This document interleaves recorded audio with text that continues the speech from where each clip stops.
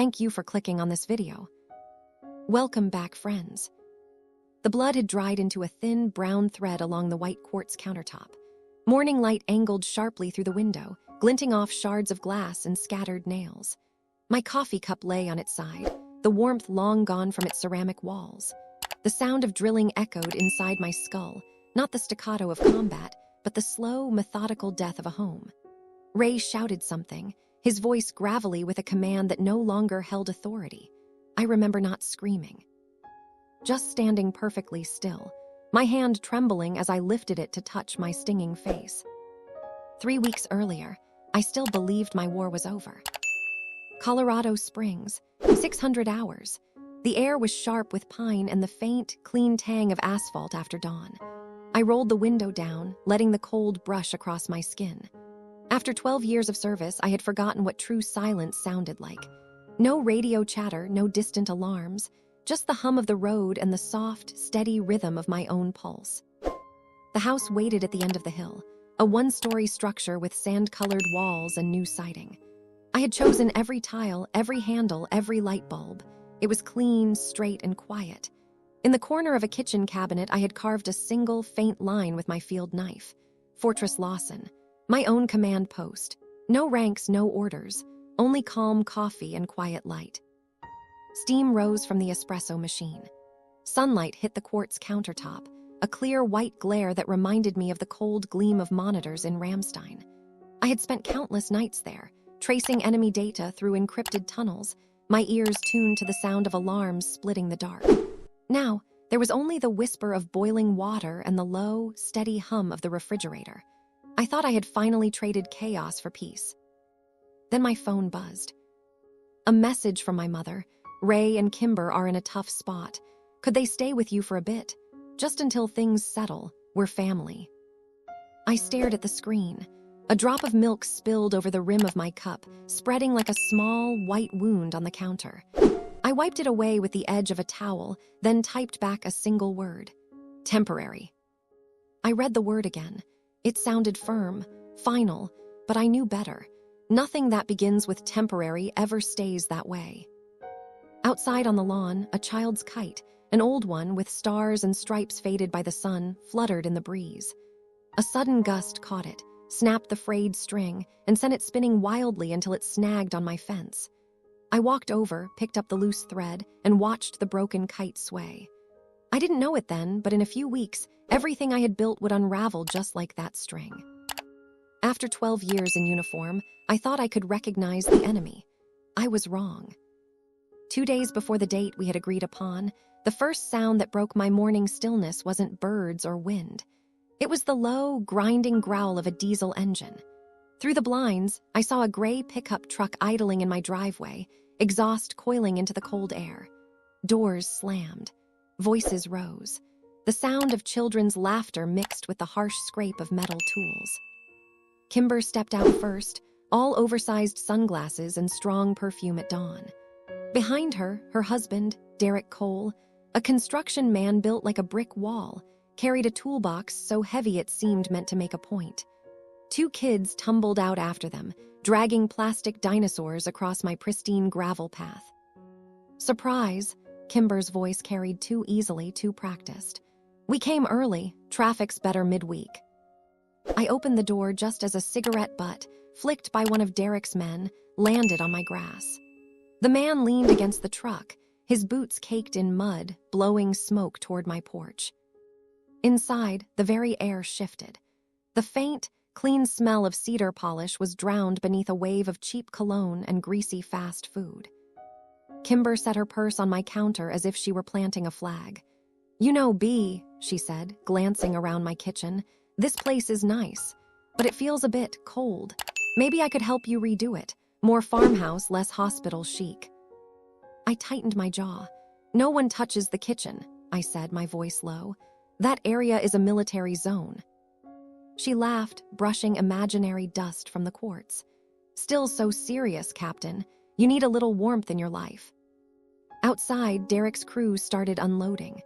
Boxes, paint cans, saws, sheets of plywood. The sound of clanging metal echoed through the hallway, a harsh intrusion on the calm I had so carefully built. By noon, my dining table had vanished beneath a chaos of power drills and unrolled blueprints. My coffee cup was wedged between a wrench and a box of nails. Kimber hummed some pop tune as she scrolled through her phone, her feet propped up on one of my dining chairs. Ray showed up around 3. No text, no knock, just the click of his boots on my porch and the gleam of his retired colonel's uniform in the afternoon light. "Needed to see the grandkids settled," he said, taking my favorite armchair without waiting for an invitation. "House feels better with a man's presence." I didn't argue. I walked to my office, shut the door, and opened my security monitor. The cameras blinked to life. Front porch, kitchen, garage. Familiar and unfamiliar faces moved through the frames, laughing, touching, rearranging. I watched in silence, my hands steady on the desk. Every invasion begins with permission. I had just given mine. By the end of the first week, the sound of their presence had settled deep into the walls. Laughter that wasn't mine. The heavy thud of work boots. The high-pitched shriek of children running across my hardwood floors. The air carried the constant smell of paint thinner and cheap takeout. My house had learned a new alien rhythm. It came to a head one morning. I followed the sound of Kimber's voice, too cheerful and too loud, to the kitchen and froze. A tripod stood in the corner, a ring light glowing against my clean cabinet faces. On her phone screen, I saw the words, "Home Makeover Episode 1*." "Smile, B," she called out, not looking at me. "People love military stories mixed with domestic life."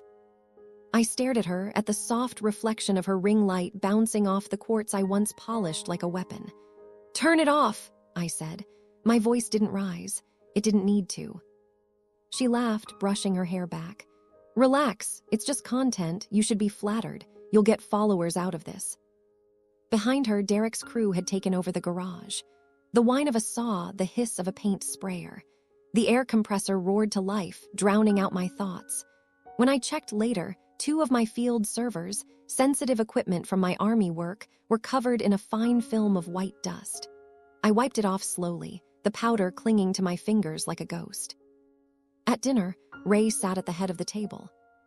He'd brought his old uniform jacket, the medals still pinned, a silent reminder of the rank he no longer held. He looked at me over his glass of beer, eyes steady, a faint smirk tugging at his mouth. "You wear that uniform and think it gives you authority," he said. "But this is a home, not a base. Here, I give the orders." I didn't answer. I just reached for the glass in front of me, lifted it halfway, and set it down without drinking. The silence that followed his words was louder than any argument. That night, I couldn't sleep. The very walls seemed to shake with the rhythm of drills and bad music. I sat at my desk, opened my laptop, and spoke quietly into the dark. "This is no longer my house," I said to the recording.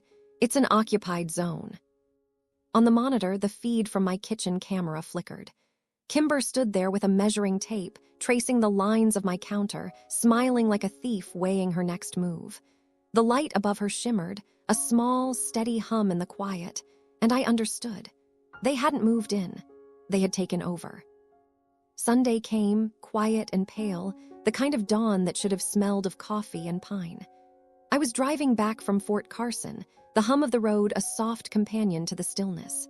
My shift had ended early. I wanted 1 hour, just 1 hour alone in my house before the chaos woke.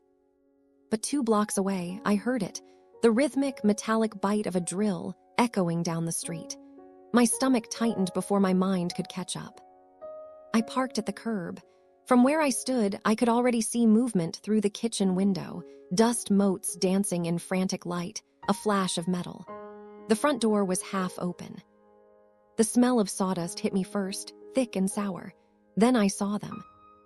Ray stood by the counter, his shirt sleeves rolled up, sweat darkening the fabric. In his hands was a hammer. Each swing cracked against the wall where my tile backsplash used to be. Kimber leaned in the doorway, arms crossed, her voice sharp as the sound of shattering ceramic. "Harder, Ray. She needs to learn to share." Something inside me went cold. A switch flipped off. I stepped forward. "Stop." No one turned. I raised my voice, the one that carried across a hangar bay. "Enough." Ray looked over his shoulder, the hammer still raised. His eyes narrowed. A soldier recognizing a challenge he didn't expect. "At the base," he said, his voice low and dangerous. "You might give orders, but here you're just a stubborn woman pretending to be in command."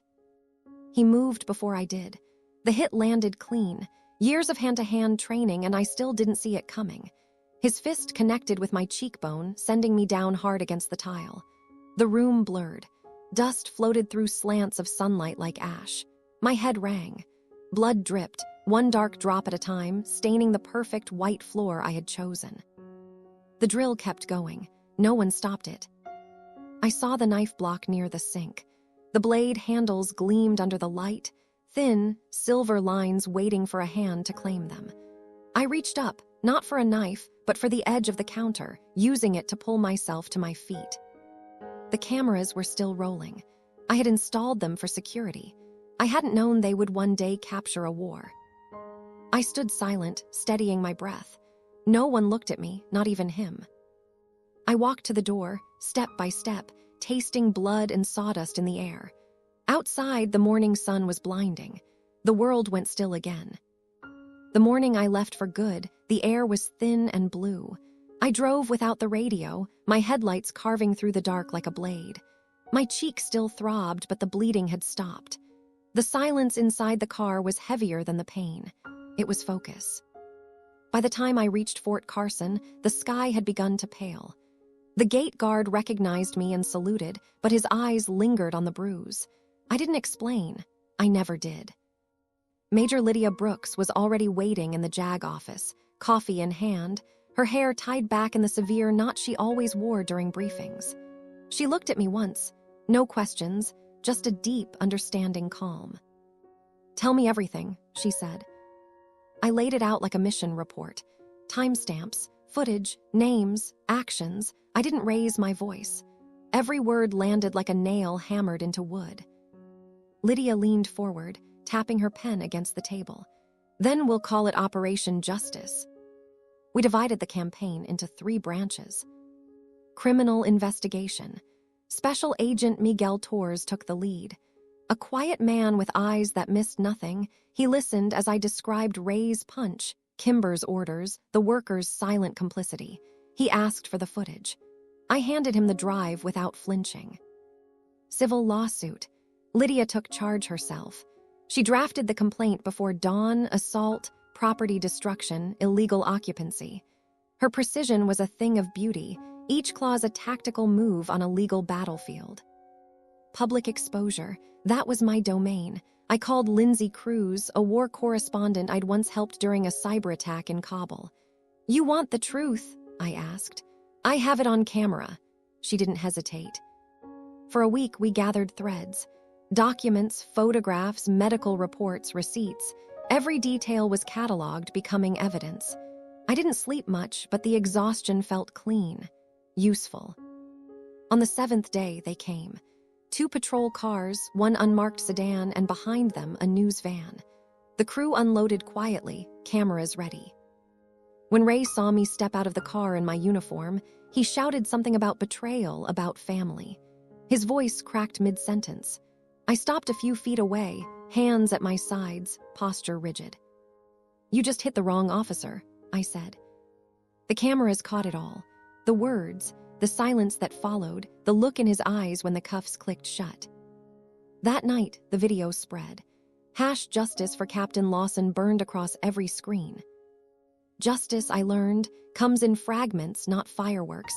One headline at a time. One courtroom echo after another. Retired colonel convicted.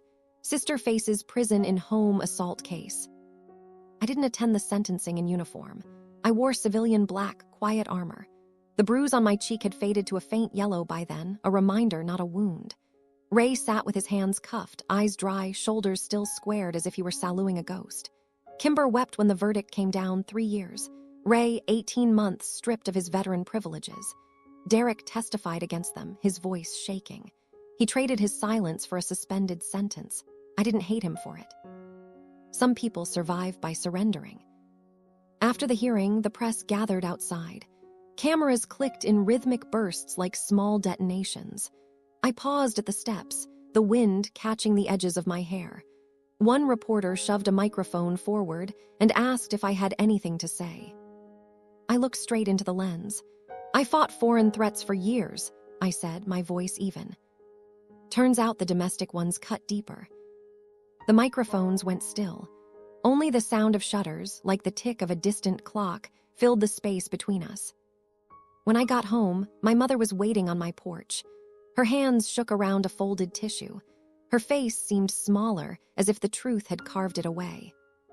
"B," she whispered, "I didn't see it coming, please forgive me." I wanted to tell her I already had, but the truth was heavier than forgiveness. "You don't owe me an apology, Mom," I said quietly. "You owe yourself one." She nodded, tears spilling down her cheeks but soundlessly. At night, the quiet pressed too hard. I'd wake to the faint buzz of a neighbor's drill, my chest locking up before my mind could catch up. The body remembers before the brain does. Dr. Hannah Reeves, the Army psychologist, called it reacclimation trauma. She spoke softly, as if words themselves could trigger alarms. "You built your life on structure," she said. "Now you need to build safety where structure used to be." She taught me grounding. Touch the countertop. Count your breaths. Feel the floor. Some nights it worked. Others, I sat in the dark kitchen, tracing the faint line where the blood had once dried, watching dawn slowly climb the cabinet faces. Healing didn't come with noise. It came with routine. Small, steady movements that rebuilt a world, one piece at a time. I started with the kitchen. The insurance company sent a crew, but I dismissed them. I wanted my hands on every screw, every plank. The tiles went first, then the cabinets. The smell of fresh wood filled the room, sharp and clean, cutting through the memory of dust and blood. I called it the Phoenix Kitchen, reborn from its own wreckage. Every morning, I'd run a palm over the new quartz, not to admire it, but to remind myself it was real, solid, mine. Lydia visited one afternoon, her uniform pressed sharp as ever.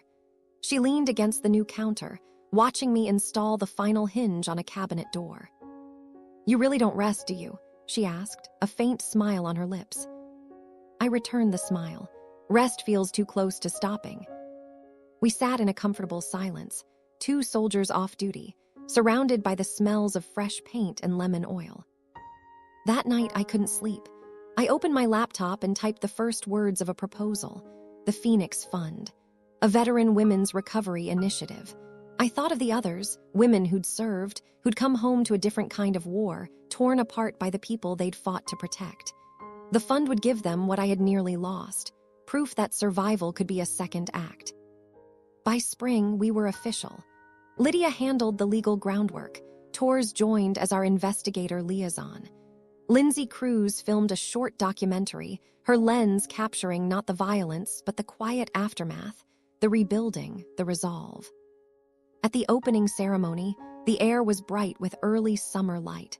Reporters gathered again, but this time there was no chaos, no shouting. Just a respectful stillness and the faint click of cameras capturing something born clean from the ashes. I stood before the rebuilt house, the flag behind me stirring in a soft breeze. My voice carried without force, without a tremor. "They tried to break my home," I said. "They built my mission." Applause rippled through the crowd, restrained but warm. Lydia's eyes glistened with pride. Tors gave a single, firm nod. The sun shifted, catching on the silver buttons of my ASU uniform. They glinted like quiet metals.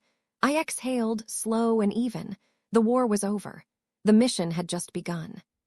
Thanks for watching PastQuest. If you enjoyed the journey into history, don't forget to like, share, and subscribe for more amazing stories from the past. See you in the next quest.